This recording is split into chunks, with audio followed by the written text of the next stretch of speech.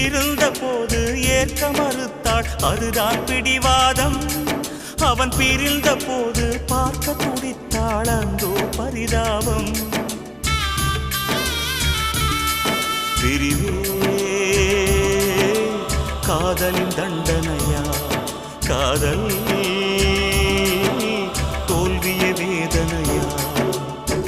காதல் தேடி வாழ்ந்த காளை கை கூடி வந்த வேளை, பார்க்க வந்தாள் ரோஜா மாலை.